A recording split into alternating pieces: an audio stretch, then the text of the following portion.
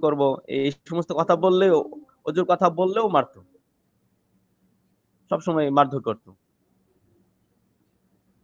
আর রুমের ফ্লোর ছিল অনেক ভাঙ্গা।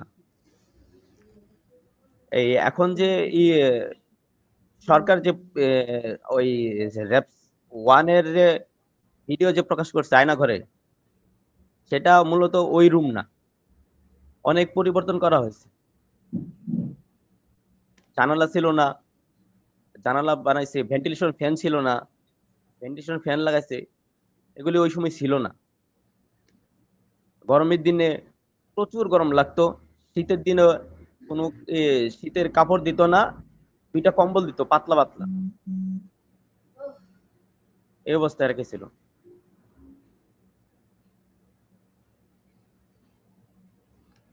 খাবারের সময়ও খাবারের পরিমাণ খুব অল্প দিত।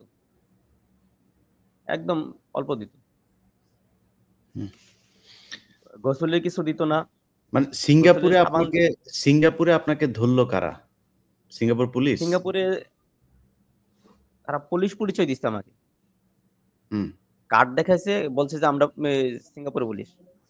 Singapore police. পরে তারা ধরে আপনাকে কি করলো?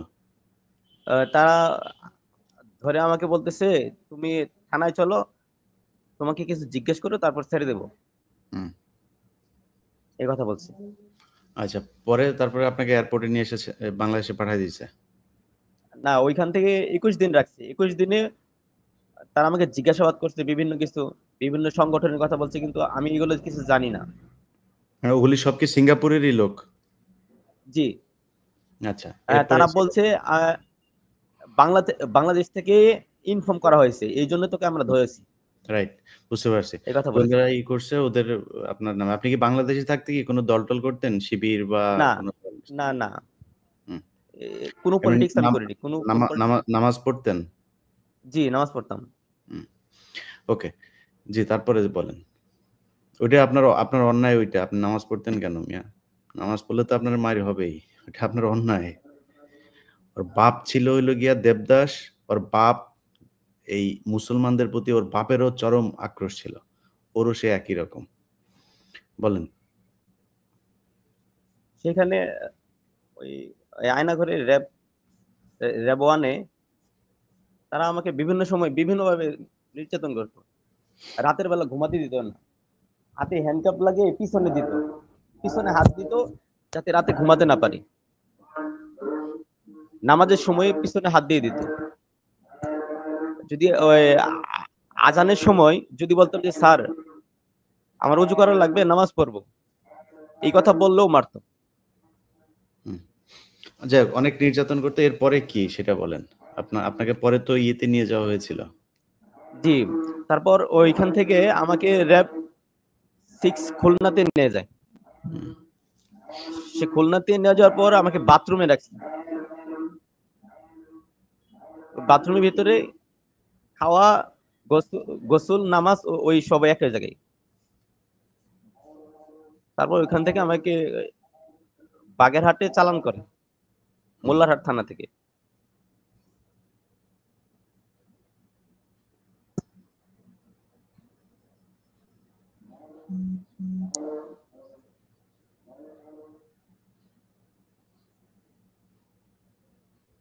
তো আমি ওদেরকে অনেক বলছি, স্যার আমাকে একটা সুযোগ দেন, আমি বাড়িতে একটু কথা বলি, আমার মায়ের সঙ্গে কথা বলি। তারা আমাকে একটা সুযোগ দেয়নি। এই কথা বলার কারণে মারছে।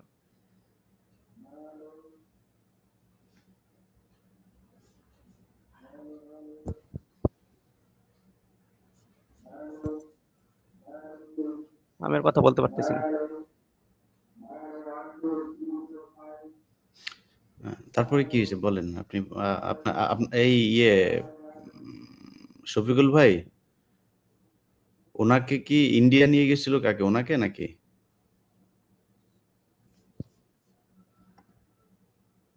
আপনার আনমিউট করেন।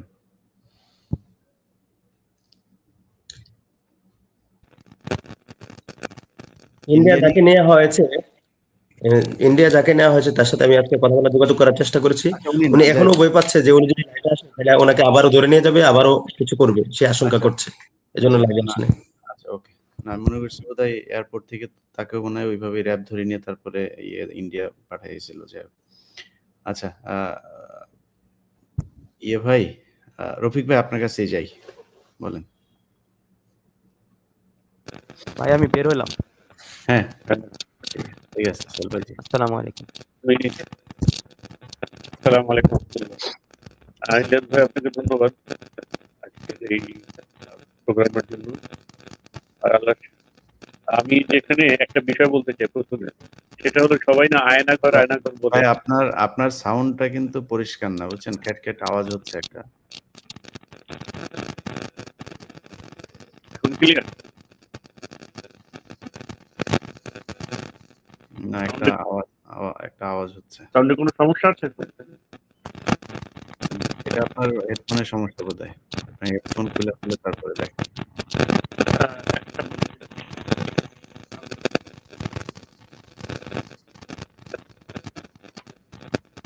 এখন ঠিক আছে ভাই?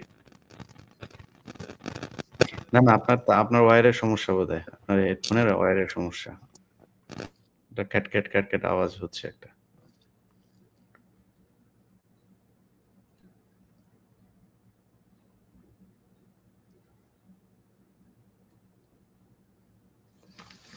এই রফিক ভাই আর কিছু বলবেন? রফিক ভাই তো বলা শুরু করবে এখন।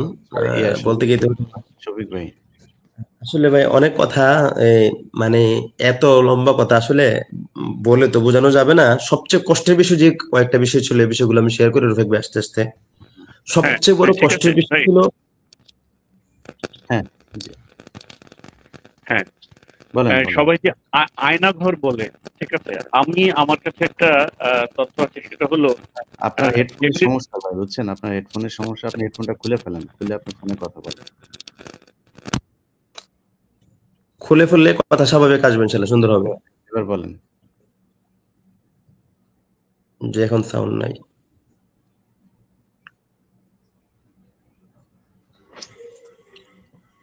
শফিক ভাই আপনারটা শেষ করি, তারপর শেষ করবো। হেডফোন খুলে ফেলছি। জি এখন ক্লিয়ার আসে। এতক্ষণ কোনো সাউন্ডের সমস্যা হলো না। হ্যাঁ, এখন ঠিক আছে ভাই, এখন ঠিক আছে, বলেন। ভাই এখন শোনা যায়? হ্যাঁ, এখন ঠিক আছে, বলেন।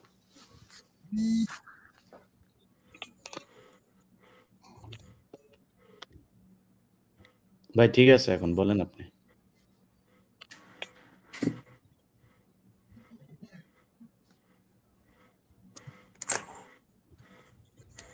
ভাই শোনা কি যাচ্ছে এখন? জি শুনতে পাচ্ছি সবাই।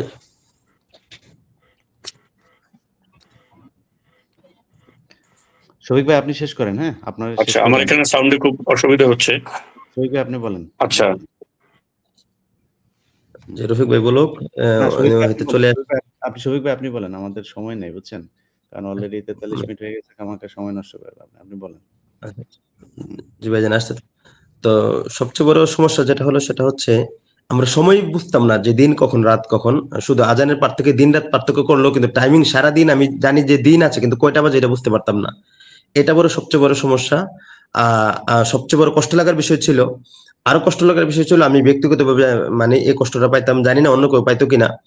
যে আমার কাছে মনে হতো যে এই যে চোখ বাঁধা সারাক্ষণ অন্ধকার, যে আকাশ দেখতে কেমন, মানে আকাশের যে শুভ্রতা সাদা, এটা দেখার জন্য আমি পেরেশান থাকতাম। বা একটু যদি গাছ দেখতে পারতাম বা মানুষ দেখতে পারতাম, তারপর হচ্ছে গায়ে যদি একটু রৌদ্র লাগাইতে পারতাম। আকাশ দেখতে পারা, গাছ দেখতে পারা, গায়ে রৌদ্র লাগানো, এগুলো যে আল্লাহ সুবহানাহু ওয়া তাআলা অনেক বিশাল বড় নিয়ামত। এগুলো তখন দীর্ঘ লম্বা সময় এগুলো থেকে বঞ্চিত হয়ে যে মানে অনেক অনেক বেশি কষ্ট পেতাম, যে হাত পা বাঁধা অবস্থায়। আরো কষ্ট হইলে কান্না আসতো আর কি, কান্না ছাড়া তো কিছু করার ছিল না, দোয়া করা ছাড়া কিছু করার ছিল না। আর তাদের কাছে অনেক রিকোয়েস্ট করেছি বাড়িতে একটু জানানোর জন্য যে আমরা বেঁচে আছি, আমরা যে পৃথিবীতে বেঁচে আছি এই খবরটা জানানোর জন্য। তারা আমাদেরকে ওয়াজ করতো, তোমরা না শহীদ হইতে চাও তো এখানে শহীদ হইতেই তো আসছো, তোমাদেরকে শহীদ করা হবে, অসুবিধা কি? মানে এভাবে তারা আমাদের সাথে আর কি করতো, মস্কারা করতো। আমি অনেক রিকোয়েস্ট করেছিলাম যে আমার মাদ্রাসা বোর্ডিং এর চাল ডাল নাই, বা মাত্র 1 বস্তা চাউল ছিল আমি যখন গ্রেফতার হই। তখন মাদ্রাসা কিভাবে চলছে আমি জানি না, আমি একটা এতিমখানার পরিচালক, কিভাবে আপনারা আমাকে এখানে কেন নিয়ে আসলেন, আমাকে দ্রুত মাদ্রাসা ফিরিয়ে দিয়ে আসেন। তখন আমাকে উল্টা তারা বোঝানোর চেষ্টা করতো, তুমি যদি এই মুহূর্তে মারা যাও তাহলে পৃথিবী কি তোমার জন্য অচল হয়ে থাকবে? পৃথিবীর সবকিছু তোমার জন্য অচল হয়ে থাকবে না, সবকিছু চলতে থাকবে। তুমি মনে করো শহীদ হয়ে গেছো, আর এগুলো আচ্ছা, সব আল্লাহর উপর ছেড়ে দাও। আর কোনো গুরুত্বপূর্ণ কথা আছে আপনার? তো এখন গুরুত্বপূর্ণ যে বিষয়টা সেটা হচ্ছে যে ওখানের অনেক অনেক টর্চার শিকার, এটা সময় করে হয়তো অন্য সময় বলবো। বাকি আয়না করে যে রূপটা যেটা আপনি বললেন যে কেমন দেখতে, আমরা গতকাল যেটা দেখলাম ওইটার সাথে কিছুটা আমরা একমত পোষণ করি না, আমরা কিছুটা ভিন্ন মত পোষণ করি। এবং র্যাব 1, আমার মূল কথা হচ্ছে র্যাব 1 থেকে আয়নাগর গুলো উন্মোচন করা হোক। এই আমাকে গুম করার কারণে, আমাকে অন্যায়ভাবে মিথ্যা মামলা দেওয়ার কারণে আমি নিজে ক্ষতিগ্রস্ত হয়েছি, আমার প্রতিষ্ঠানের ছাত্র সব চলে গেছে, প্রতিষ্ঠান নষ্ট হয়ে গেছে। আমার ছোট ভাইকে ঢাকা বিশ্ববিদ্যালয়ের চাকরি থেকে তাকে বাতিল করা হয়েছে। কেন? সে আমার সন্ধান চেয়ে ফেস দ্য পিপলে লাইভ করলো। আমার সন্ধান চেয়ে কেন ফেস দ্য পিপলে লাইভ করলো? সেজন্য ঢাকা বিশ্ববিদ্যালয়ে রিসার্চ অফিসার হিসেবে নিয়োগ পাওয়ার পরেও শুধুমাত্র আমার সন্ধানে বিভিন্ন জায়গায় ঘোরাফেরা করার কারণে, আমার সন্ধান চাওয়ার কারণে তাকে ঢাকা বিশ্ববিদ্যালয়ের রিসার্চ অফিসার থেকে চাকরি থেকে তাকে বাতিল করা হয়েছে, তাকে নিয়োগ বাতিল করা হয়েছে। আমার বাবার ব্যবসা বাণিজ্য ক্ষতিগ্রস্ত হয়েছে, মা বাবা অসুস্থ হয়েছে। চাকরি ফিরিয়ে দেয় না এখনো? না, এখনো ফিরিয়ে দেয়নি। কি বলে ওনারা এখন, কি বলে? তারা এর পরিবর্তে অন্য কাউকে নিয়োগ দিয়ে নিছে, নাম তার কি? নিয়োগ বাতিল করে। আপনার ভাইয়ের নাম কি? আমার ছোট ভাইয়ের নাম হচ্ছে সিরাজুল ইসলাম মিলন। আর তাকে যে চাকরি থেকে বাতিল করেছে তখন আওয়ামী লীগের যে ছিল আব্দুল সামাদ, সম্ভবত যে প্রক্টর নাকি, যে ভাইবা বোর্ডের যে ছিল, সে বলছে তুমি তোমার ভাই রাষ্ট্রদ্রোহী মামলায়, আর তুমি তার সন্ধান চেয়ে তুমি ফেস দ্য পিপলে লাইভ করেছো, কোন রাষ্ট্রদ্রোহীর ভাইকে ঢাকা বিশ্ববিদ্যালয়ের মতো প্রতিষ্ঠানে চাকরি দেওয়া হবে না। বুঝতে পারছি। আলতাফ ভাই, আপনারটা শুনি, বলেন ভাই। আসসালামু আলাইকুম ওয়া রাহমাতুল্লাহ। আমি আলতাফ হুসাইন। তো আমি 2013 সালে 5ই মে, যেদিন মানে শাপলা চত্বরের যে রাত, শাপলার রাত, ওই দিন আমি হচ্ছে আপনার কাকরাইল থেকে আমি গ্রেফতার হয়েছিলাম 8টার সময়। আমি দুপুরবেলা থেকে ওখানেই ছিলাম। তো লাশ এই আপনার পল্টন মোড় থেকে কাকরাইল ইসলামী ব্যাংক হাসপাতালে মোটামুটি আমি 11টার মতো লাশ আমি আনি ভ্যানে করে। তো লাস্ট আমি বের হওয়ার পরে ইশারের টাইমে আমাকে হচ্ছে ওই সময় পুলিশ গ্রেফতার করে নেয়। তো এই সময় মোটামুটি আমি একটু মার্ক হয়ে যাই, যে হেফাজতের সময় যেহেতু আমি অ্যারেস্ট। তো তারপর থেকে আমি প্রায় 3 মাস ওখানে জেল খাটি, 3টা মামলা দেয় আমাকে। তো এরপরও আমি বের হওয়ার পরেও ফেসবুকে আমি মানে হেফাজতের গণহত্যা কিংবা এগুলো নিয়ে সরকার মানে লুকোচুরি খেলছে কিংবা এগুলো তারা ধামাচাপা দিতে চাইছে, এগুলো নিয়ে সবসময় আমি সরব ছিলাম ফেসবুকের মধ্যে। তো এরই পরিপ্রেক্ষিতে যখন আমি হেফাজতের সময় জেলে যাই, তখন বর্তমানে এই 21শে আগস্ট মামলায় যারা এই খালাস পেয়েছে, তাদের কয়েকজনের সাথে আমার মানে কথা হয়। তো ওই কথার মধ্যে আমি মানে তাদের কয়েকজনের ব্যাপারে জানতে পারি যে এরা আসলেই একবারেই নির্দোষ। এদেরকে যেমন নারায়ণগঞ্জের ওই ছিল বিএনপির ক্যাডার ছিল মমিনুল্লাহ ডেভিড, তার ভাই শাহাদাত। তো তাকে মানে এই জায়গায় নিয়ে এসে এই মামলায় মানে এমন অত্যাচার করছে, তো সে কথা বলতে পারতো, তো তার জবান বন্ধ হয়ে যায়, তার জিহ্বা এত খাটো হয়েছে যে সে আর কথা বলতে পারে না, এখন সে বোবা। তো এরকম অনেকের সাথে আমার সাক্ষাৎ হয়, যে যারা আসলে এইগুলার সাথে কোনোভাবেই সম্পৃক্ত না, আমার সাথে যে কজনের সাক্ষাৎ হয়। তো তারা আমাকে বলে যে ভাই আমরা তো আসলে এখানে ফাঁসে গেছি, আর আমাদেরকে এভাবে জোরপূর্বক, আমরা এর সাথে জড়িত না। আমি এটা ফেসবুকেও লিখছি যে একজনকে আছে যে তাকে সন্দেহবশত 2 বার ধরে নিয়ে আসে। ধরে নিয়ে আসার পরে যখন তার কাছে কোনো তথ্য না পায়, তারপরে তাকে ছেড়ে দেয়। ৩য় বার তাকে আনে, তারপরেও যখন কোনো তথ্য না পায়, একবারে অমানবিক নির্যাতন করার পরে তখন তার স্ত্রীকে ধরে নিয়ে আসে।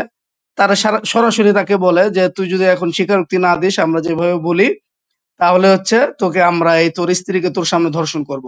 তখন ওই ভাই কাঁদতে কাঁদতে বলে যে ভাই এর পরবর্তীতে আমি মানে এই স্বীকারোক্তি দিছি। আরেকজন ভাইয়ের কথা জানি, সে বলছে যে মানে তাকে পুরুষাঙ্গে এই পরিমাণ ইলেকট্রিক শর্ট দেওয়া হয়েছে যে রক্ত বীর্য সহ বের হয়েছে। মানে সে ওইখান থেকে আসার পরে, রিমান্ড শেষ করে আসার পরে সে হাঁটতে পারে না, এরকম অবস্থা। তো পরবর্তীতে তাকে যখন লোকজন জিজ্ঞাসা করছে ভাই আপনি কি করছেন, আপনি নিজে বুঝছেন তো? বলছে ভাই ওইভাবে তিলে তিলে মরার চাইতে একবারে যদি আমাকে ফাঁসির দড়িতে ঝুলায় সেটাও ভালো। তো এরকম কয়েকজন মজলুমের সাক্ষাৎকার আমি নেই, আমি মানে যাদের সাথে আমার পরিচয় হয়, আমি মোটামুটি দেখি যে আসলে এরা আসলেই নির্দোষ। এটা হচ্ছে ভাই তাদের যে কথা আছে, কথায় বোঝা যায়। তো আমি এই জিনিসগুলো নিয়ে আমি অনলাইনে মোটামুটি একটু লিখতেছিলাম ফেসবুকের মধ্যে।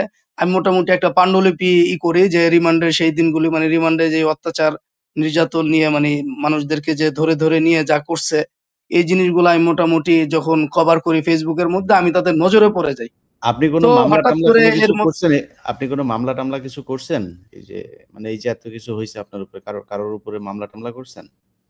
এই যে ইসের পরে এই এই 5 সরকার যাওয়ার তারিখের পরে পরে? হ্যাঁ। জি, জি। আমি আপনার এই আন্তর্জাতিক অপরাধ ট্রাইব্যুনালে অভিযোগ করছি, জমা দিছি হুম। যে আমাকে গুম করা হয়েছে। তো আমি করি, তার পরবর্তীতে হচ্ছে আপনার আমরা অনলাইনে কয়েকজন বন্ধু-বান্ধব আমরা মিলে চিন্তা করি যে আমরা একটা মিষ্টির কারখানা দিব। তো আমরা একটা মিষ্টির কারখানাও দেই। মিষ্টির কারখানা দেওয়ার পরে ওইখানে আমরা কর্মচারী রাখি। তো ওই সুবাদে আমি হচ্ছে গাজীপুরের শ্রীপুর থানার জৈনাবাজারে একটা ডিস্ট্রিবিউশন কোম্পানি রুচিরাধুনীর অনেক বড় একটা হাউস। তো ওইখানে প্রায় 1 কোটি টাকার ব্যবসা। এটা হচ্ছে আমি হচ্ছে ম্যানেজার হিসেবে ছিলাম। তো আমি যেহেতু আলেম এই হিসেবে তারা আমাকে নিয়োগ দিয়েছে যে বিশ্বাস করে। তো আমি ওই কোম্পানির জুন মাসের হচ্ছে 14 তারিখ 2015 সালের জুনের 14 তারিখ আমি হচ্ছে ওই কোম্পানির দিতে যাই। এই ভ্যাটের কাগজ আমি ব্যাংকে টাকা জমা দিয়ে উত্তরায় আমি হচ্ছে ওই কাগজ যখন জমা দিতে যাই, তখন নামাজের সময় হওয়ার পরে আমি টঙ্গীতে এই স্টেশন রোডে নামি। স্টেশন রোডে ওই হাসপাতালটার সাথে যে মসজিদটা আছে ওই মসজিদে যখন আমি নামাজ পড়ি, তখন হচ্ছে একদল লোক আসে, 4-5 জন লোক আসে। তো আমার কাছে টাকা ছিল আমার কাছে, আর আমার সাথে ওই মিষ্টির যে এই পার্টনার মানে মিষ্টির কারখানার সেও আসে। তো সামনে যেহেতু রমজান সেহেতু আমার টাকাটা আমরা দিব, আমি টাকা দিব 50,000 পার্টনারে মানে যোগ হওয়ার জন্য। তো আমি যখন তাকে টাকাটা দেই, এর কিছুক্ষণ পরেই 5-6 জন লোক আসে। 5-6 জন লোক আসার পরে এদেরকে দেখে মনে হয় যে এরা মানে গুন্ডা টাইপের লোক। গুন্ডা টাইপের লোক, কারণ কানে এসে দুল দেওয়া, হাতে চেইন টেন পরা, ব্রেসলেট পরা, গলায় এই সোনালী স্বর্ণের চেন টেন। আচ্ছা, আপনি আটক ছিলেন? আপনি আটক ছিলেন কতদিন? আমি 19 দিন গুম ছিলাম। আমি কোথায় ছিলেন? র‍্যাব 1 এ ছিলাম। কেমন ছিল এবং ওইখানকার ঘরটর কেমন ছিল? কালকে যেটা দেখলেন এরকম ছিল না কিরকম ছিল? আচ্ছা এখন হ্যাঁ, আমরা এর পরবর্তীতে মানে যখন 19 দিন আমি গুম ছিলাম, তো গুমে থাকার পরে আমরা 12 জন পার্টনার ছিলাম। তো এর মধ্যে 8 জন ছিল আপনার আয়না ঘর যেটাকে বলে, মানে কচু ক্ষেতের কালকে যেটা দেখাইছে আরকি। হুম। তো ওরা আমাদের কাছে তাদের অভিজ্ঞতা যে বর্ণনা করছে, যেভাবে সেলের কথা বলছে, রুমের কথা বলছে, কালকে আমরা ওটার সাথে কোনো মিল পাই নাই। এটা দেখা মানে আমরা অবাক হইছি, এবং আমাদের যে ওই যে যারা ছিল ওইখানে মানে আমাদের সাথে সংযুক্ত করে দিছিল আপনি ছিলেন ওইখানে? এই ডিজিএফ এর ছেলে। হ্যাঁ? মানে না, আপনি কোনো ডিজিএফ এর আয়নাঘরে ছেলে ছিলেন? আমি ছিলাম না, আমি ছিলাম র‍্যাব 1 এ। কোনো জায়গায় গুম হয়ে ছিলেন আপনি কোনো জায়গায়? জি, জি। আমি র‍্যাব 1 এ 19 দিন ছিলাম। আপনি কেমন জায়গায় ছিলেন? এসি রুমে ছিলেন না কোথায় ছিলেন? আচ্ছা, আমাকে যখন ওরা চোখ বেঁধে যখন নিয়ে গেল, তখন হচ্ছে 3 তলার মধ্যে। বাইরে 3 আপনি তলা কেমন মানে ছিলেন সেটা একবারে বলেন। চিপা আপনি একটা আরেকজনের সিঁড়ি। বর্ণনা দিতেছেন। আপনি যেটা দেখছেন সেটা বলেন। আপনি কি দেখছেন ওইটুকু? কোথায় নিয়ে গেছে এখন সেটা বলার দরকার নেই। কেমন ছিল ওইখানকার পরিবেশ? আচ্ছা, ওইখানে পরিবেশ ছিল যে আপনার এই পার্টেক্স বোর্ডের মতো ছোট ছোট মানে করা পার্টিশন করা বোর্ড, হুম। ছোট ছোট রুম, যেটা সর্বোচ্চ 1.5 হাত হবে চওড়া আর লম্বায় হবে 3 হাতের মতো, মানে পা টান করে শোয়া যেত না। আর প্রত্যেকটা পাশে রুম ছিল, মানে ওই পার্টিশন দেওয়া ছিল, এবং পাশে 2 সাইডে যে আছে অন্যান্য লোক আছে এটা বোঝা যাইতো। আর রমজানের 5 দিন মানে আমাকে 19 দিনের মধ্যে, রমজানের আগে ছিলাম আমরা 5 দিন। তো এই 5 দিনের মধ্যে তো আমরা যতটুকু বুঝছি যে এই ছোট ছোট খোপ করা আছে, তো রাত্রে বেলা রাখতো ওই খোপের মধ্যে, আর দিনের বেলা রাখতো বড় একটা মানে ফ্লোর আছে, ওই ফ্লোরের মধ্যে হচ্ছে তারা শোয়ে রাখতো। তো দিনের বেলা তারা হ্যান্ডকাপটা মানে এই হাত করার সামনে লাগাইতো, আর রাতের বেলা হচ্ছে পিছনে দিয়ে রাখতো, আর চোখ থাকতো সবুজ কাপড়ে বাঁধা। তো আমি তাদেরকে একটু দেখার যখন চেষ্টা করছি, তারা যখন বুঝতে পারছে, তখন তারা সব সময় আমার চোখে কাপড় বাঁধার পরও আপনার মোটা মোটা করে টিস্যু দিয়ে রাখতো, যাতে কোনোভাবে আমি না দেখতে পারতাম। কিন্তু দুঃখজনক বিষয় হচ্ছে যে কালকে আমরা এগুলো মানে কোনো কিছু এরকম কিচ্ছু দেখতে পারি নাই। র‍্যাবের যেগুলো দেখাইছে এটা সম্ভবত র‍্যাব অনেকে দেখাইছে কিনা জানি না, আপনি কিন্তু কি ওইগুলোর সাথে কোনো মিল নাই। গুম কমিশনে আপনার অ্যাপ্লিকেশন আছে না? জি, জি, জি। মানে আপনাদেরকে যাইতে বলে না এই ইয়ে শফিক ভাই, আপনাদেরকে মানে খবর দেন বলে নাই যে আসার জন্য? আমি গুম কমিশনে অ্যাপ্লিকেশন করেছি 447 নাম্বার আমার সিরিয়াল, কিন্তু আমি এখনো পর্যন্ত খবর পাই নাই। মানে কালকে যে ওইখানে গেল আপনাদেরকে ডাকে নাই যে আসেন আপনারা ছিলেন কিনা? আগে নাই। আর ইলেকট্রিক চেয়ারের যে ব্যাপারটা, এই চেয়ারটা এমন না, আমি দেখেছি এমন চেয়ার ছিল এবং প্যারাগের রুম ছিল, কালো অন্ধকার ছোট্ট একটা রুম, ও বাথরুমের মতো, ওটার নিচে প্যারাগ ফ্লোরের মধ্যে, আর চেয়ারটা ইলেকট্রিক চেয়ার এমন ছিল, কালো কালারের ছিল। আরেকটা হচ্ছে যে ওইখানে অন্যতম একটা শাস্তি ছিল যে ছোট ক্রেনের মতো ছিল, একটা ছোট ক্রেনের মতো, এই 2 হাত এভাবে হয়তো মাফলার অথবা গামছার মধ্যে এভাবে পেঁচায়া এই গামছার এভাবে ক্রেনে বাঁচানোর পরে সুইচ দেওয়ার পরে উপরে উঠাইতো। উপরে উঠার পরে 5 মিনিট 10 মিনিট লোক বুঝে আর কি। তো এরপরে 5-10 মিনিট যখন ঝুলে রাখতো তখন মনে হতো যে শরীরের সাথে হাতের কোনো সংযোগ নাই। তো যখন আমরা অজ্ঞান হয়ে যাইতাম তখন হচ্ছে এরা নামাইতো। নামানোর পরে আর কোনো থাকতো না, মানে বোধই হইতো যে মনে হয় হাতটা তার এই হাত আর শরীরের সাথে নাই। এরকম মানে প্রত্যেক দিন, এই 19 দিনের মধ্যে প্রত্যেক দিন তারা এই কাজটা করতো। আচ্ছা রফিক ভাই, আপনাকে কি আমরা শুনতে পারবো এখন? আমি মাইকটা বুঝলাম না, মানে হঠাৎ কেন ডিস্টার্ব দেওয়া আরম্ভ করলো। এখন কি শোনা যাচ্ছে? এখন ঠিক আছে, সব ঠিক আছে, পারফেক্ট, বলেন। আচ্ছা, আমি এখানে আমি তো, আমার নাম তো আহমেদ রফিক, একটা প্রকাশনা প্রতিষ্ঠানের সাথে আছি। আর আমি যে বর্ণনা এখানে দিব, এখানে অলমোস্ট মানে সিমিলার কাইন্ড অফ বর্ণনা কিন্তু পাওয়া যাবে মানে অধিকাংশ থেকে। সো আমি যে বর্ণনাগুলো রিপিটেটিং হবে ওগুলোকে অ্যাভয়েড করে মানে সেগুলোকে চেষ্টা করবো যেগুলো আমি নতুন বলবো।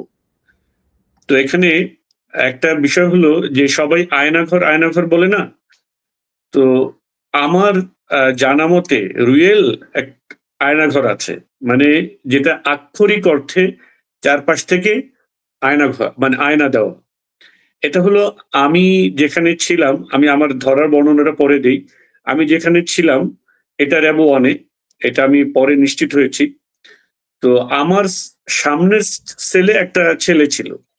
তো একদিন ওকে জিজ্ঞাসাবাদে নিয়ে যায়।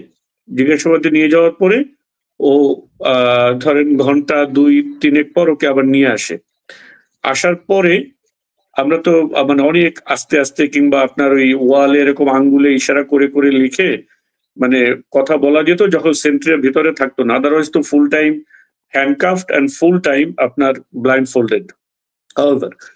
ওই ছেলেটা বলল যে আমাকে একটা অদ্ভুত জায়গাতে নিয়ে যাওয়া হয়েছে। কিরকম? বলল যে এটা চারপাশে শুধু আয়না, গ্লাস চারিদিকে। হ্যাঁ, তো মানে শুধু চারিদিকেই আয়না, আমি মাঝখানে বসা। আমাকে নিয়ে ওই ছেলেটাকে নিয়ে বললো যে তুমি এখানে বসো, তোমার সাথে আমাদের বসেরা কথা বলবে। তো তাকে অনেকক্ষণ ওখানে বসায় রাখছে, মোর দেন অ্যান আওয়ার। বসায় রাখার পরে কোনো কথাবার্তা বলে না।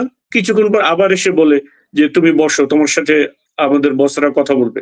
এরকম আপনার ওই যত সময় ওখানে বসেছিল ও বসেই ছিল, এরপর ওকে আবার ব্যাক করে নিয়ে আসে। ওর সাথে অ্যাকচুয়ালি কোনো ইয়েতে যায় না, কথাবার্তা আর বলে না। তো বললো যে চারপাশে আয়না, কিছু দেখা যায় না, চারদিকে তাকে আমি শুধু আমার ছবি দেখি। ঠিক আছে, তো আমি তখন এই জিনিসটা বুঝতে পারি না যে এটা আসলে ব্যাপারটা কি ছিল। আমি যেটা বের হওয়ার পরে আমি কয়েকজনের সাথে এটা যখন শেয়ার করলাম, তখন আমি যেটা বুঝলাম অন্যান্যদের মতে, সেটা হলো কাউকে ক্রস ফায়ার এরকম দেওয়ার আগে তারা ওরকম মানে একটা রুমের ভিতরে অনেককে নিয়ে যায়, নিয়ে গিয়ে চারপাশে আপনার ওই যে আপনার রিফ্লেক্টিং যে থাই গ্লাস গুলো থাকে এগুলো দিয়ে রুম বানানো। এটার ভিতরে প্রচন্ড আলো থাকে, বাহিরে আপনার শুধু অন্ধকার দেখা যায়, কিছুই দেখা যায় না, ওই যে থাই গ্লাসের যেটা হয় রিফ্লেকশনের কারণে। তো ওই পাশ থেকে তাকে অবজার্ভ করে যে age body language, age attitude, তারপরে তার মানে নানা রকম অঙ্গভঙ্গি হয়তো তারা পর্যবেক্ষণ করে before they make final decision to মানে take him to crossfire বা এরকম কোনো মেজর ডিসিশনের জন্য। তো এখানে আমি যেটা বলতে চাচ্ছি সেটা হলো রিয়েলি দেয়ার ইজ আয়নাঘর। ঠিক আছে, আমি জানি না এইটা যা কিছু দেখানো হয়েছে তার ভিতরে এই জিনিস দেখানো হয়েছে কিনা। সো আয়নাঘর বলতে যে মানে ব্যবহারিক অর্থে যে যেখানে এই ধরনের সেফ হাউস বা টর্চার সেল মানুষকে গুম করে রাখার সেল, এটা তো একটা ব্যবহারিক অর্থে আয়নাঘর বলা হয়। আমি যেটা বললাম সেটা হলো আক্ষরিক অর্থেও এই সকল স্থাপনার ভিতরে কোথাও কোথাও আয়নাঘর আছে এমন এক। দ্বিতীয়ত আমি যেটা আমার ধরার বর্ণনার যে ব্যাপারটা, আমাকে নিয়ে যাওয়ার যে বর্ণনাটা আমি দিতে চাই সেটা হলো আপনার 2016 আপনার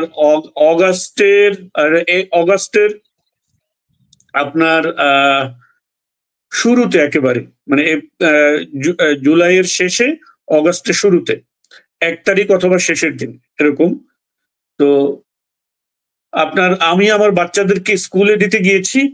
বাচ্চাদেরকে স্কুলে দিতে গিয়ে স্কুল থেকে ওদেরকে স্কুলে ড্রপ করে নেমেছি। নামার পরেই কয়েকজন মানুষ এসে আমাকে বললো, আপনি কি আহমেদ রফিক, সিয়ান পাবলিকেশনের ম্যানেজিং ডিরেক্টর? আমি বললাম ইয়েস। বললো যে এটা বলতে বলতে actually I was surrounded by মানে কেউ দেখতে গাঞ্জাখোর, গাঞ্জুটি এরকম টাইপের লোকজন। মানে ওরা কিছু লোকজন এই ধরতে আনতে যাওয়ার সময় এরকম কিছু লোকজন ওরা পালে যাদেরকে দেখলে আপনার সিভিলিয়ান মনে হবে। ফোর্সের যে একটা ফিজিক্যাল অ্যাপিয়ারেন্স আছে না, ওরকম না এগুলো। হ্যাঁ, মানে দেখলে মনে হবে আপনার গাঞ্জুটি, হিরোইন এরকম টাইপের লোকজন। এরকম অনেকগুলো আমাকে ঘিরে ফেললো। ঘিরে ফেলে তারপরে বললো যে আমরা ল এনফোর্সমেন্ট এজেন্সি থেকে আসছি, আমাদের সাথে যেতে হবে। আমি বললাম ফাইন, আমি যাব, কোনো অসুবিধা নাই, বাট আমাকে স্কুলে গিয়ে অন্তত বলে আসতে দেন দ্যাট আমি আইন শৃঙ্খলা রক্ষাকারী বাহিনী, আপনারা আমাকে নিয়ে যাচ্ছেন। আমি জাস্ট স্কুলে বলে আসি অন্তত, সো দ্যাট তারা আমার ফ্যামিলিকে জানাতে পারে আমি যাই আপনাদের সাথে। বলেছে ন, কোনো ইয়ে হবে না, কথাবার্তা যদি বলেন তাহলে পরিস্থিতি ভালো হবে না। তো তারা আমাকে গাড়িতে তোলে। গাড়িতে তোলার পরেই আপনার মানে মোবাইল নিয়ে নেয়, মানিব্যাগ নিয়ে নেয়, নিয়ে আপনার এই চোখ বেঁধে ফেলে। চোখ বেঁধে তারা আমাকে মানে ইয়ে করতে থাকে, মানে অনেকক্ষণ ঘুরতে থাকে ঢাকায়। মানে এত বেশি ঘুরতে থাকে যে আমি অ্যাকচুয়ালি আমি কোন দিকে যাচ্ছি, আমি উত্তরে না দক্ষিণে, পূর্বে না পশ্চিমে, এটার আর কোনো দিক ঠিক নাই। আমি কিন্তু এতদিন ছিলাম, আমি মনে করতাম যে আমি ছিলাম হলো ডিবিতে, ঠিক আছে, সিরিয়াসলি। কিন্তু আমি আসলে ছিলাম র্যাব ওয়ানে ছিলাম। এটা আমি কিভাবে বুঝলাম সেটা হলো, এটা আমি 2016 যখন আমাকে নিয়েছে, আমি তখনকার ঘটনা বর্ণনা করছি। 2018-তে যখন আমাকে আবার আপনার বাসা থেকে তুলে নিয়ে যায়, তখন আমাকে নিয়ে মূলত ওরা গুম করতে পারে নাই। নেওয়ার 1 বছর তারা আমাকে এরকম শুধু মানে টিকটিকি লাগায় রাখা, ধরার জন্য ইয়ে করছে। আমার অফিসে আপনার রেকি করতে লোক পাঠাইছে, আপনার নানা ইয়ে। তো আমি যখন বুঝতে পারছিলাম আমি একটু সরেছিলাম। তো এরপরে যখন আমাকে নিয়ে যায় 18 সনে, তখন আমাকে নেওয়ার পরে র্যাব ওয়ানের ভিতরে আমি যে আজানটা শুনতে পাইলাম, যে তখন আমি রিকগনাইজ করলাম যে this is the same place আমাকে যেখানে প্রথমবার নিয়ে আসা হয়েছিল। কারণ এই সেম আজান আমি তখন শুনেছি, বুঝতে পেরেছেন? তো তখন আমি বুঝলাম যে আমি অ্যাকচুয়ালি র্যাব ওয়ানে আছি। তো তারা ওখানে আমাকে 10 মাস রাখে, 10 মাস। অ্যান্ড এই 10 মাস কিন্তু আপনাকে আমাকে ব্লাইন্ড ফোল্ডেড রাখে, চোখ বেঁধে। হ্যাঁ, 10 মাসই চোখ বেঁধে রাখে এবং আপনার হ্যান্ডকাপ পরা রাখে 24/7। হ্যান্ডকাপ পরা রাখে।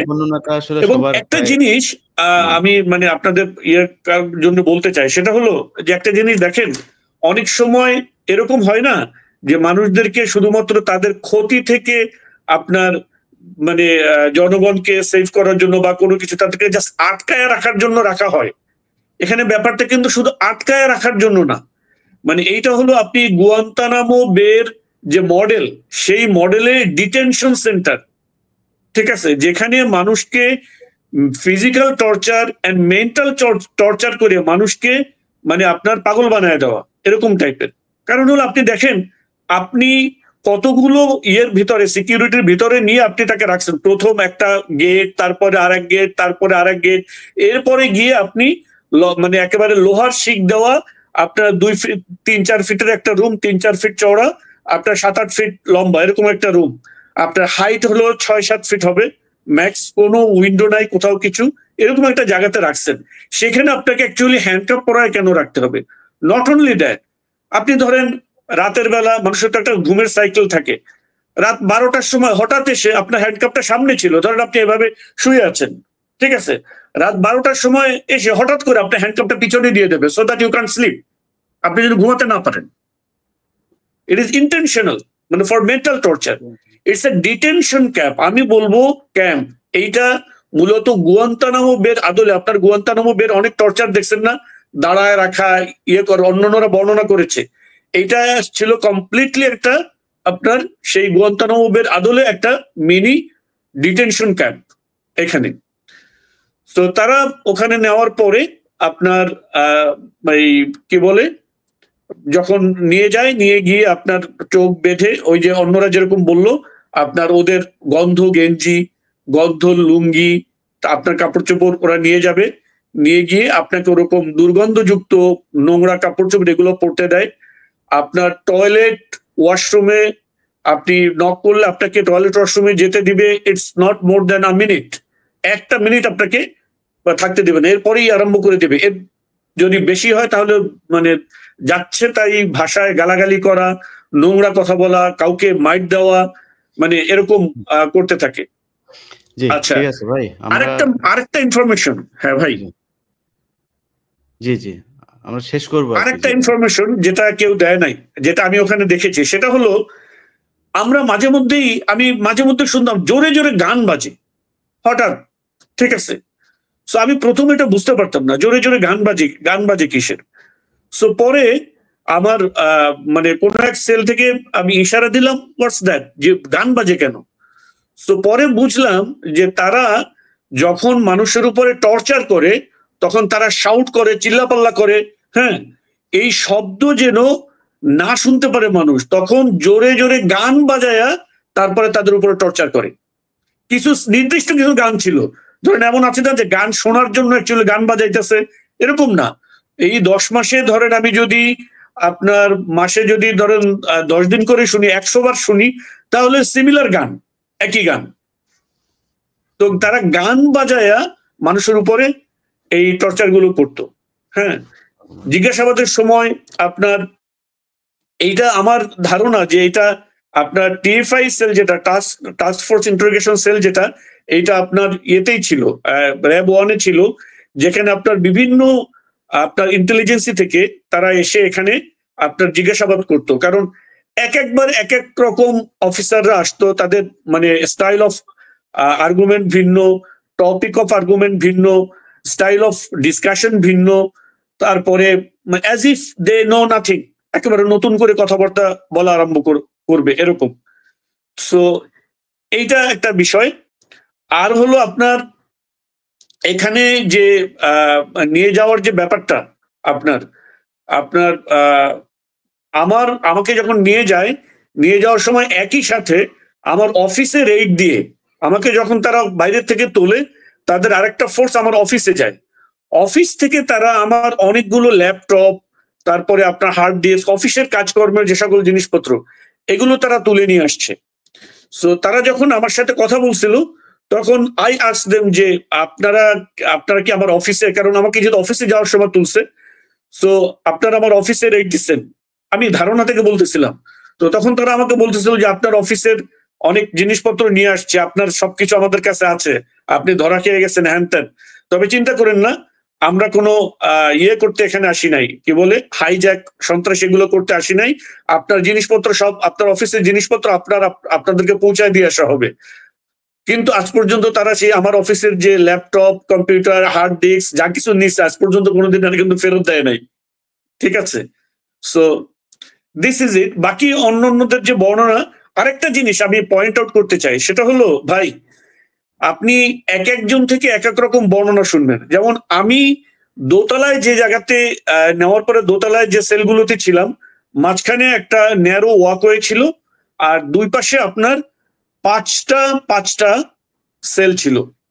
তো এরকম না যে এই সেলগুলোই একমাত্র সেল, এই সেলগুলো তুলনামূলকভাবে আমি বলবো যে আপনার ইয়ে ছিল, আপনার অন্যান্যদের যে সকল নিচের থেকে অনেক সময় উপরে আসতো, মানে বন্দীদেরকে এক্সচেঞ্জ করতো অনেক সময়।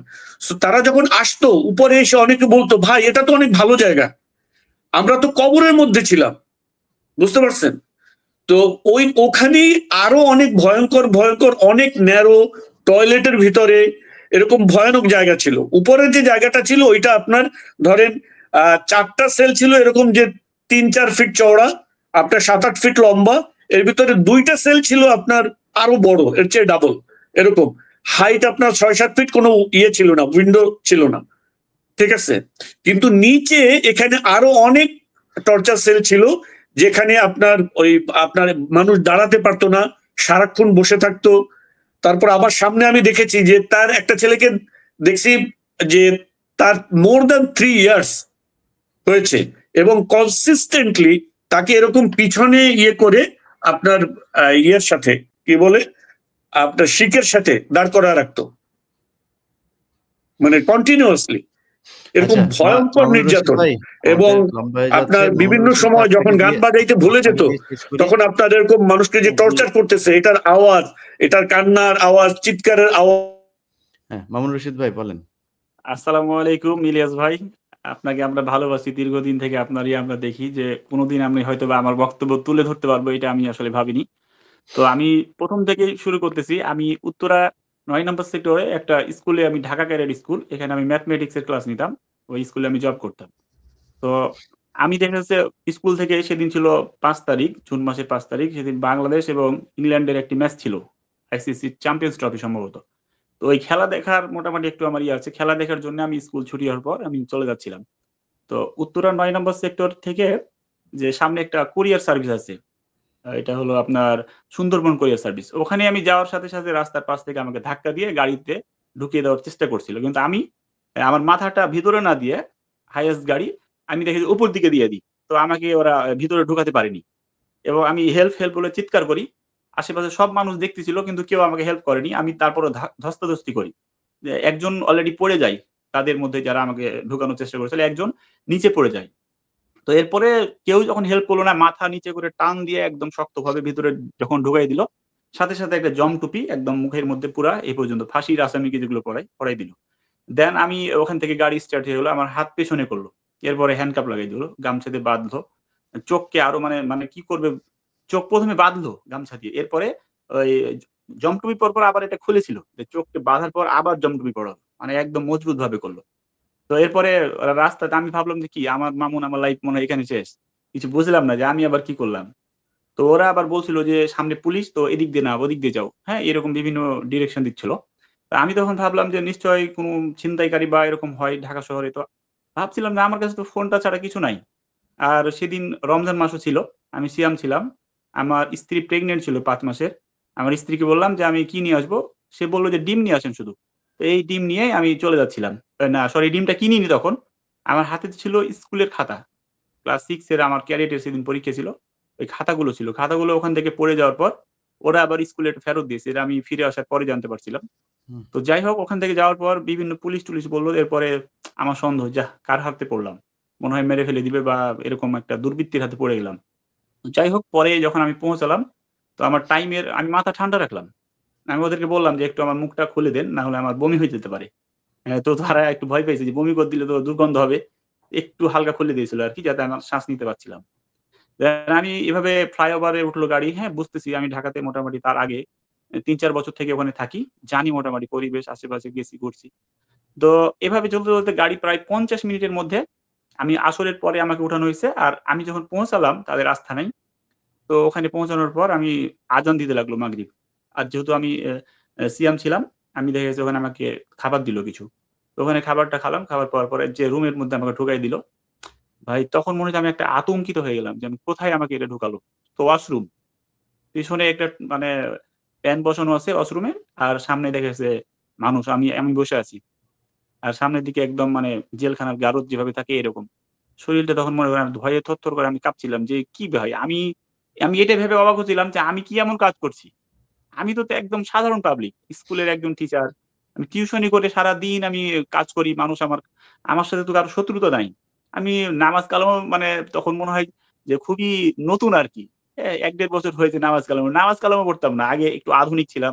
আধুনিক থেকে আমি ফেরত আসছি। ফেরত আসার পরে দাড়ি রাখছি, নামাজ কালাম ধরছি। এ আমাকে ১৭ সালে এরকম হইছে। আর আমি চেঞ্জ হয়েছি। আমার লাইফ স্টাইল চেঞ্জ হয়েছে প্রায় হয়তোবা ১৪-১৫ সালের দিকে। তো ২-১ বছরের মধ্যে আমার এলাকা থেকে যখন আমি যাইতাম, টাই-টুই পরে যাইতাম, তখন আমাকে কোনোদিন মানে সার্চ করে নাই। কিন্তু যখন থেকে আমি কতদিন দাড়ি-টাড়ি ছিলেন আপনি? আপনি গুম ছিলেন কতদিন? আমি ১৮৯ দিন গুম ছিলাম। আমি ছিলাম, আমি একদম সংক্ষেপেই বলব, ইনশাআল্লাহ আমি পুরো ঘটনাই বলছি। এরপরে আমি তখন দেখা গেছে কিরে এখন আবার আমাকে দাড়ি-টাড়ি রাখলাম, নামাজ-কালাম পড়ছি, লাইফ-স্টাইল চেঞ্জ করলাম। আমাকে সবাই সন্দেহ দেখা গেছে গাড়িতেও সার্চ করছে ঢাকা যাওয়ার সময়। আমার বাসা হলো শিবগঞ্জ, দৌলতপুর কদমতলা গ্রামের নাম। শিবগঞ্জ হলো আমার পুলিশ স্টেশন। আর আমার ডিস্ট্রিক্ট হলো চাঁপাইনবাবগঞ্জ। কিছুদিন আগে একটা আমরা প্রোগ্রাম করলাম। এই যে মতিলাল, ভারতীয় আগ্রাসনের বিরুদ্ধে আমরা একটা গরু জবাই করেছি। এটা মতিলাল দিয়ে একটা দিয়ে দিছি আরকি। তো যাই হোক, এগুলো তো এখন করলাম। কিন্তু তখন মনে করেন যে কিছুই আমি জানি না, তেমন কিছু। তো একদম নতুন ইসলাম প্র্যাকটিস করি, প্র্যাকটিসিং মুসলিম। তো যাই হোক আমাকে উঠায় নিল। এরপরে আমাকে বলল তোর লাইফ শেষ। ও আমার যেখানে ১ম এ ঢুকালো যে ঘরটা, এটা বললাম যে নিচের দিকটা এরকম আর ২ ফিট হবে, ২ থেকে ২.৫ ফিট হবে ওয়াইড। আর হাইটটা বেশি ছিল। আর এখানে আমি যেগুলো আয়নাঘর দেখলাম এরকম না। আমার ঘরটা ছিল একদম একটা গেট। ওই গেট খোলার পর ২ টা সেল। ২ টা সেলের পাশে একটাতে আমাকে রাখছে, আরেকটাতে একটা বাচ্চা ছেলে ছিল। একদম ছোট। সে এসএসসি পরীক্ষাও দেয়নি। ওই বিষয়ে পরে আসছি। তো উপর দিকটা ছিল ১৫ ফিট মতো। মানে উপরটা উঁচু। ঠিকই আছে। মানে একদম নরমাল ঘরই ছিল। ওগুলোকে হয়তো বানাইছে শুধু স্পেশাল ভাবে এই ফ্যাসিস্টের কাজ করার জন্য, এগুলো কাজের জন্য হয়তো বানাইছে। তো ওখানে ঢুকাই দেওয়ার পর টয়লেট ওর ভিতরেই, পানি ছিল, একটা বদনা ছিল। আর ওর ভিতরে কিছুই ছিল না। তো খাবার পানির জন্য একটা বোতল দিত। ওই বোতলেই হ্যান্ডকাপ লাগা অবস্থায় ঘুমাতে হতো। ওই বোতলে মাথা দিয়ে ঘুমাতাম। পা ২ দিকে মেলানোর সুযোগ ছিল না। একদিকে প্যানের ২ দিকে থাকতো। মানে ওয়াশরুম তো বুঝতে পারছেন। এভাবে ২ দিকে ২ টা পা থাকতো। আর জড়ো হয়ে থাকতে হতো। এরপরে যেটা রফিক ভাই বললেন, আমাদের আহমেদ রফিক ভাই, যে দেখা যাচ্ছে মাঝে, মাঝে হঠাৎ করে এসে বলতো, "এই হ্যান্ডকাপ লাগাও। তোমাকে ভিতরে নিয়ে যাবো। স্যার আসছে।" মানে ইন্টারোগেশন সেলে নিয়ে যাবে। ইন্টারোগেশন সেলটা পাশেই ছিল। আর আমরা যে সেলটাতে আমি ছিলাম তার পাশে আমরা মোট ৪ জন ছিলাম। একজন হলো সায়েম। আমি তাকে এখনো খুঁজি। হয়তোবা এখন খুঁজে পেলে কথা বলতে চাই। জানি না সায়েম শুনছো কিনা? তুমি যদি শুনতে পাও তাহলে আমার সাথে যোগাযোগ করবা। তো এরপরে পাশের জন ছিল খুলনা থেকে একজন, উনি ছিল, উনার নাম এনামুল। আর তার পাশে ছিল সায়েমের দুলাভাই। সায়েম ছেলেটা হলো এসএসসি পরীক্ষা দিবে। তো তার দুলাভাইয়ের সাথে শপিং এ গেছিল। এটাই তার অপরাধ। তার দুলাভাই জঙ্গি। জঙ্গি সন্দেহে তাকে উঠানো হয়েছে। যেহেতু তার সাথে সে ছিল এজন্য তাকে উঠানো হয়েছে। তাকে ও ছাড়ে নাই। এবং তারা অনেকদিন ছিল। আমাকে ৬ মাস ৭ দিন রাখছে। তারা আরো আগে থেকে ছিল। ১ বছর আরো বেশি ছিল। মানে আমি যাওয়ার তারও ১ বছর আগে থেকে তারা ছিল। বলছে, "ভাই এত তাড়াতাড়ি ঘাবড়াই না। আমরা তো ১ বছর থেকে আছি।" আমাকে তারা এরকম বুঝাতো। তো ওই ঘরগুলো আমি চিনতে পারবো। আমি র‍্যাব 3 তে ছিলাম। আমি কেন চিনতে পারবো? কারণ আমাকে মাঝে, মাঝে তাদের অনুষ্ঠান হতো। গান বাজনা মানে সাউন্ড সিস্টেম গুলো মানে সেটিং চলতো। হ্যালো, টেস্ট এরকম বলতো। তখন আমরা শুনতে পেতাম। তো যাই হোক আমাকে যখন ১ম এ নিয়ে গেল মানে মেইন রোড থেকে, তো মেইন রোড থেকে হয়তোবা ১ মিনিটের মধ্যেই তারা একটা বিল্ডিং এ ঢুকলো। বিল্ডিং এ ঢোকার পর প্রায় ৩ থেকে ৪ ফিট উঁচু একটা জায়গাতে উঠলো। তো বুঝলাম মানে আমি যখন আমার পাটা উপরে উঠলাম, বুঝতে পারলাম যে এটা একটু উঁচু জায়গা। তো উঁচু জায়গার পরে ডান দিকে টর্চার সেল আর আমাদেরকে বাম দিকে আরেকটা থাই খুললো। থাই খোলার পর একটা কাঠের গেট, তারপরে হলো আমাদেরকে ঢুকাই দিল। তো এভাবে যখন আমাদেরকে ঢুকাই দিল, তখন আমাকে যখন সাউন্ড বাজতো তখন আমাদেরকে কিন্তু আবার ওই টুপি পড়াইয়া একটা পাশের বিল্ডিং এ নিয়ে যেত। ওই একবার আমাকে যখন পাশের বিল্ডিং এ নিয়ে যায়, তখন আমি স্পষ্ট দেখতে পাই যে এই জায়গাটা আমার পরিচিত জায়গা। নাবিল, অনাবিল যে গাড়িগুলো আছে, ঢাকা শহরে যে অনাবিল গাড়ির রুট, এই রুটে আরেকটা কথা বলি যে আমার ছোট ভাই তখন নটরডেম কলেজে পড়তো। তো আমি তাকে যখন ভর্তি করি অ্যাডমিশনের সময় আমি নিয়ে আসছি তাকে। আমি ওই রুটে অনেকবার আসছি। তো তার পাশেই আমাকে রাখা হয়েছে, হ্যাঁ? ভাগ্যের কি নির্মম পরিহাস। আমাকে যখন ওই উপরে যখন নিয়ে গেল হলো প্রায় ৭ থেকে ৮ তলা হতে পারে। মানে উপরে উঠতেই আছি। তো ওইটা একটা স্টোর রুমের মধ্যে রাখলো। মানে তারা যে সাউন্ড সিস্টেম লাগালো হয়তোবা কোনো প্রোগ্রাম হবে। আমরা যাতে এই কথাগুলো আমরা ৪ জনকে নিয়ে যেত। এবং ৪ জনকে পাশাপাশি রাখতো। ২ জন লোক পাহারাদার থাকতো। বলতো যে যদি কেউ চোখ খুলি বা চোখ যদি খোলার চেষ্টা করি, এখানে একদম মানে গুলি করে দিবে। তো তারপরেও আমাদের ওই কালো কাপড় দিয়ে চোখটা যেভাবে বাঁধা থাকতো, একটু দেখা যেত। তো আমার পাশের জনকে তো আমি চিনতাম। তো ওই আমার পাশের জনকে আমি চিনতে পারতাম, ওর শব্দতে বুঝতে পারতাম। তো তার দুলাভাইটাকে আমি একটু দেখছিলাম। আমি ২ জনকে স্পষ্ট দেখছি ভালোভাবে। আর তার দুলাভাইকে আমি একটু হালকা দেখেছিলাম। এত সুন্দর দেখতে। আর মানে মাসল গুলো এত ছিল তার, মানে খুব মানে যারা রেসলিং করে ওদের মতো একদম। তো মূল আমরা বক্তব্য দিয়ে শেষ করেন ইয়ে ভাই, আমরা শেষ করব। জি, হ্যাঁ? হ্যাঁ, প্রায় আমি ১.৫ শেষ ঘন্টা করে হয়ে দিচ্ছি। যাচ্ছে। তো জি। এভাবে আমি ওখান থেকে বের হয়ে গেলাম। তো আমি ওয়াশরুমের জন্যে আমি একদিন মানে ওখানে প্রসাব করার কোনো জায়গা না। টয়লেটে আমি একদিন যেতেছিলাম। একজন আমাকে টয়লেটে নিয়ে গেছিল। তখন আমি ওই ওয়াশরুম থেকে ওই ফুটা দিয়ে আমি দেখতে পেয়েছিলাম যে এটা অনাবিল গাড়ি গেল, তখন আমি বুঝছিলাম যে আমি কোথায় আছি। অর্থাৎ আমি র‍্যাব 3 তে ছিলাম। আর এরপরে আমাদের যে রুমটা, রুমের বর্ণনাটা কোনো ফুটা ছিল না। ওই আচ্ছা, সামনের দিকে আপনি যে মানে আপনি যে ছিলেন, আপনাকে কি ধরনের প্রশ্ন করা হইতো? মানে আপনি কি এই যে এতদিন ছিলেন জানতে পেরেছেন যে কেন আপনাকে আটক করা হলো?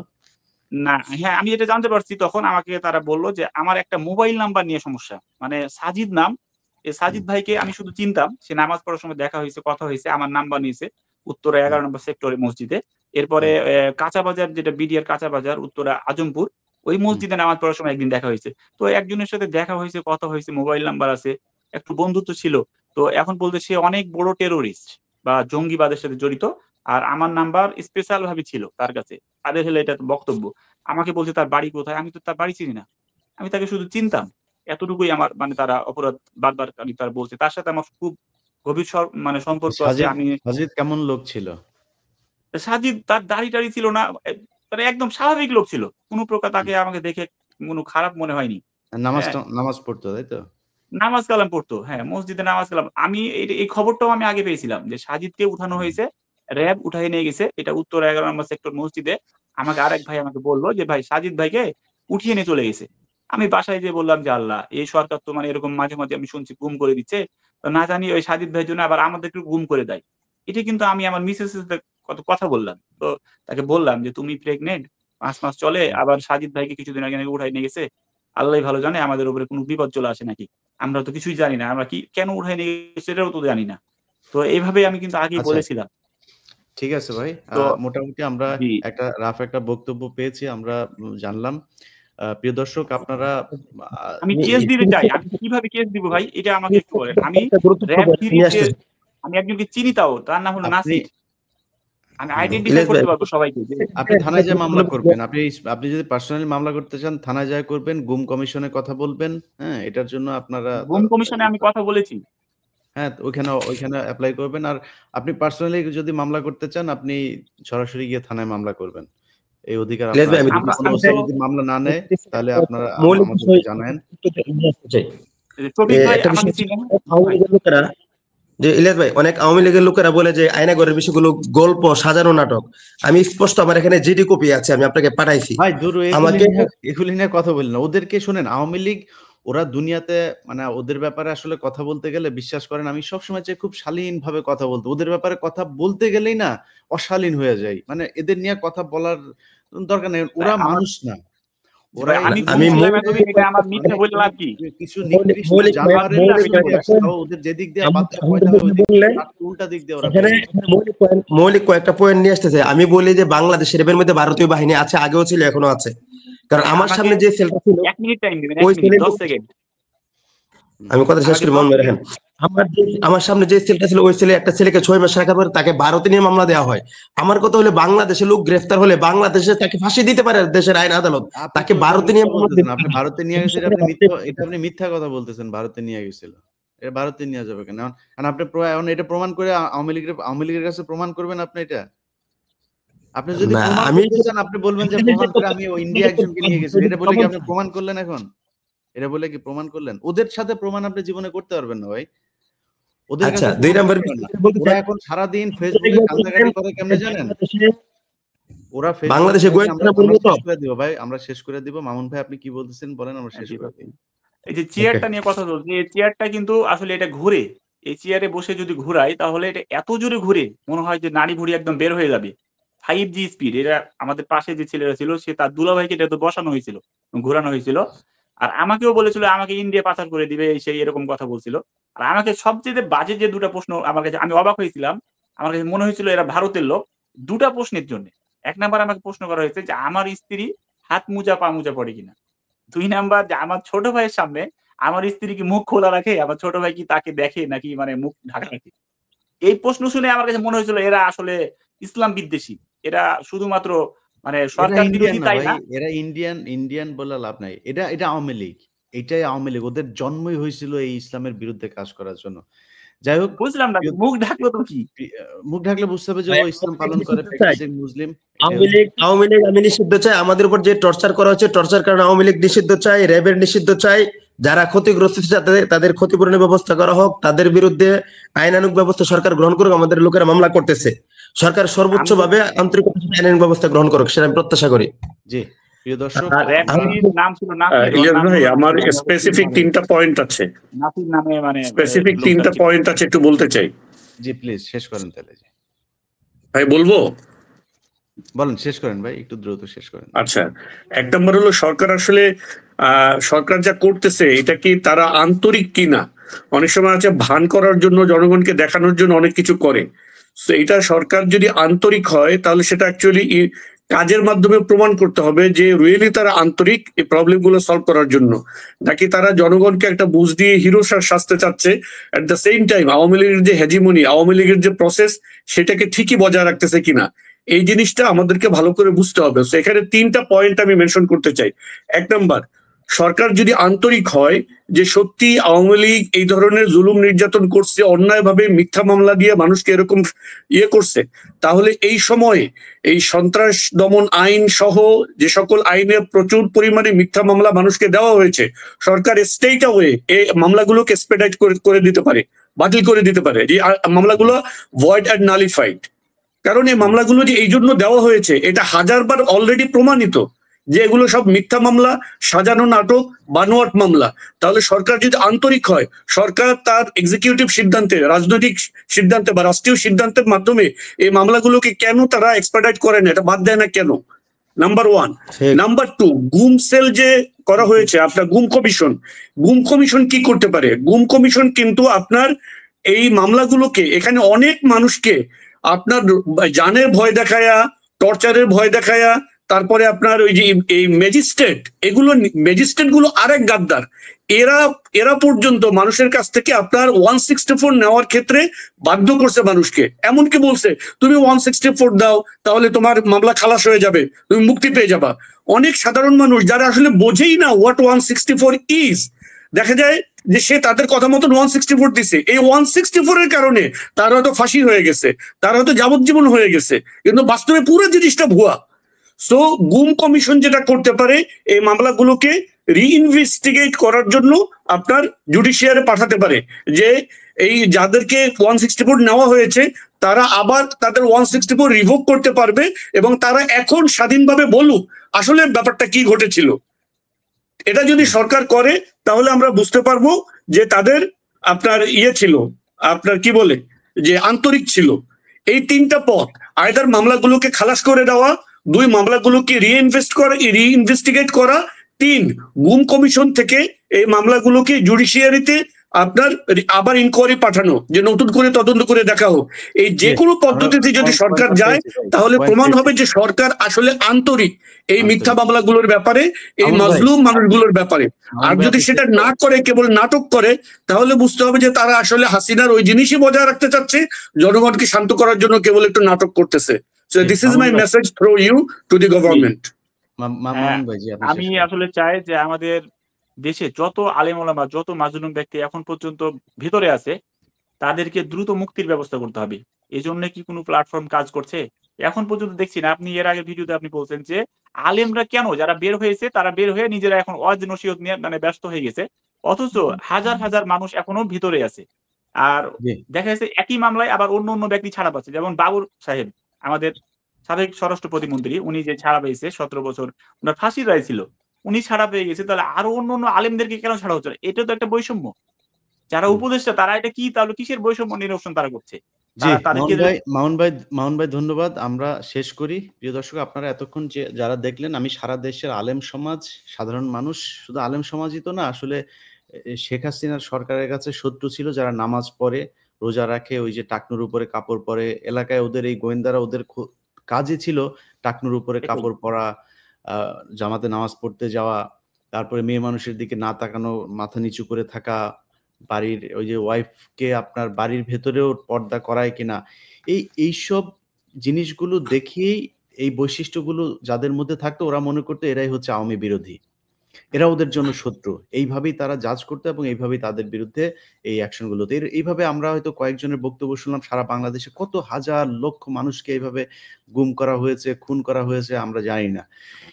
এখন সরকারের কাছে যে কথাটা আহমেদ রফিক ভাই, মামুনুর রশিদ এবং মুফতি শফিকুল ইসলাম ভাই বলছিলেন, যে আমাদের সরকার আসলে কি চায়, যেমন আমি কয়েকটা মামলার কথা বলি, উদীচী, তারপরে এই যে ছায়ানট টায়ানট, এই যে এদের মামলাগুলো 21শে আগস্টের গ্রেনেড হামলা মামলা থেকে শুরু করে বিশাল বিশাল মামলা। এই মামলার কথা শুনলে এখনো পর্যন্ত কোর্টের কিছু কিছু জাজ আছে, তারা এই মামলার কথা শুনলে তারা জামিন দিতে চায় না।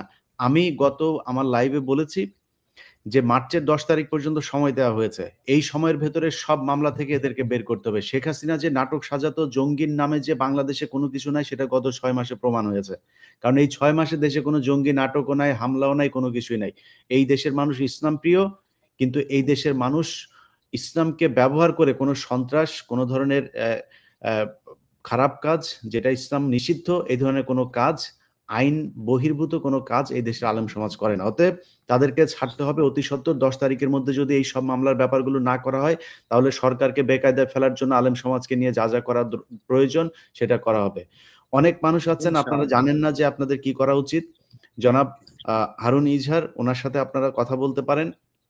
উনি আপনাদের এই মামলা, এই বিষয়গুলো নিয়ে কাজ করছেন। উনি নিজের ব্যক্তিগত খরচে, ব্যক্তিগত টাকা পয়সা দিয়ে এগুলো করছেন। আমরা চিন্তা করছি যে ওনাকে আর্থিকভাবে কিছুটা আমরা সহায়তা করতে পারি কিনা, পাশে থাকতে পারি কিনা। ওনাকে সহায়তার বিষয় না, উনি আমাদেরকে অনেক সহায়তা করছেন। অতএব আমরা ওনার পাশে থাকতে পারি কিনা সেটা আমরা দেখি। আপনারা থানায় গিয়ে মামলা করুন। যাদের যাদের বিরুদ্ধে যদি অফিসারকে চিনেন, পুলিশের কোন কোন কর্মকর্তারা আপনাদেরকে নির্যাতন করেছিল, তুলে নিয়ে গিয়েছিল, যদি চিনে থাকেন তাদের বিরুদ্ধে মামলা করুন। এইভাবে চালাতে থাকুন। তো আমি সরকারকে একটা কথাই বলতে চাই যে অনেক হয়েছে।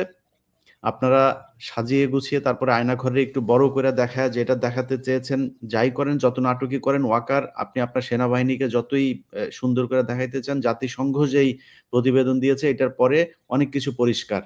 অতএব আপনি দেশের ভেতরে, দেশের বাইরে কোথাও আপনি খুব একটা শান্তিতে থাকতে পারবেন না এই সেনাবাহিনীর খুনিদেরকে আশ্রয় প্রশ্রয় দিয়ে। অতএব এটার সুষ্ঠু তদন্ত করতে হবে, বিচার করতে হবে, আসলে যা ঘটেছিল সেটার মানুষের সামনে তুলে ধরতে হবে। যারা এতদিন ধরে এই গুম খুনের সাথে জড়িত ছিল তাদের পরিবারকে যথাযথ ক্ষতিপূরণ দিতে হবে। যারা এখন পর্যন্ত ছাড়া পায়নি তাদেরকে খুব দ্রুত ছাড়তে হবে।